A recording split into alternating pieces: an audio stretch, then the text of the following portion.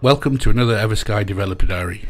Before I talk about the game development this week, I wanted to talk about an inspiration for the game called Midwinter.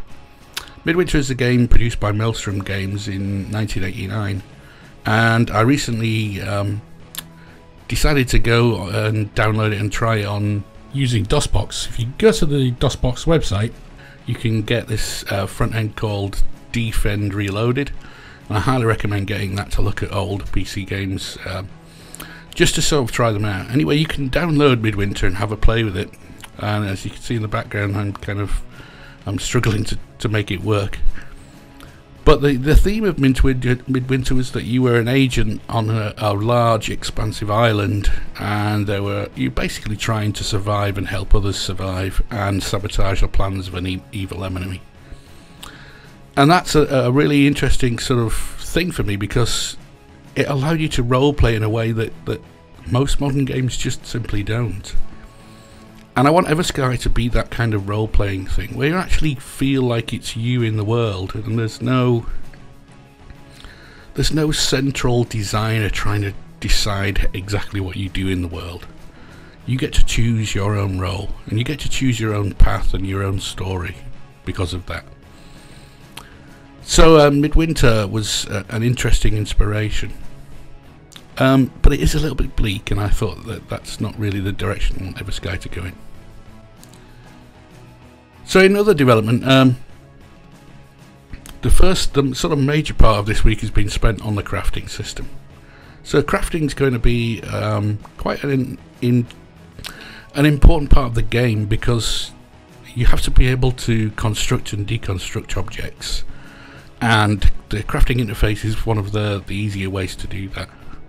I don't particularly want to make crafting painful, but I want to make it so that crafting has a purpose.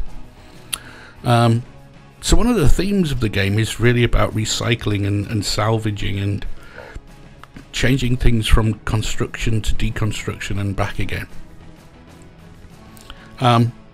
So obviously the interface is not complete, and there's lots of things to still freshen up, you know, and there's loads of graphics still to do, so I'm waiting for art for that.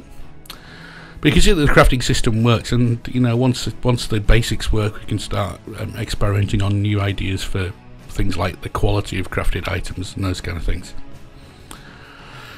So that's been quite a lot of work this week, and the other part was that I was experimenting with animations.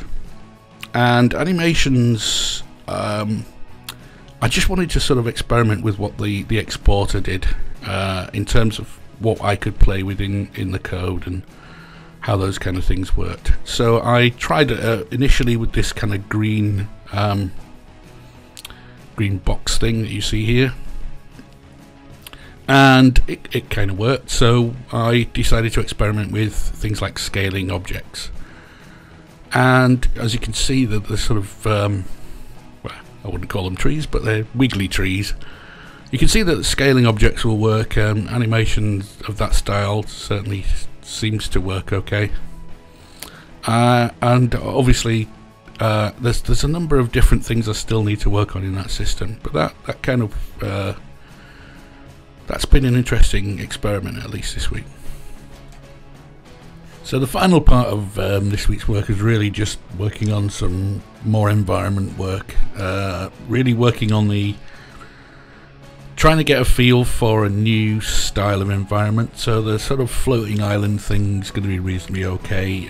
Obviously, once an artist gets hold of the islands and redoes a lot of that art. But I wanted to try something a bit more austere, a bit more I can't really think of the word for it, but solid, or I guess I wanted to try something that felt a little bit unusual.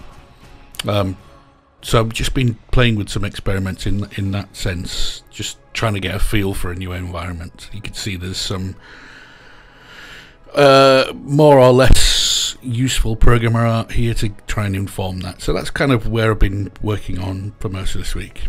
Anyway, thank you for listening and watching, and hopefully see you again. If you want to get in touch, obviously zoom up on Twitter, or you can follow us on the mindflock.com website. Thank you.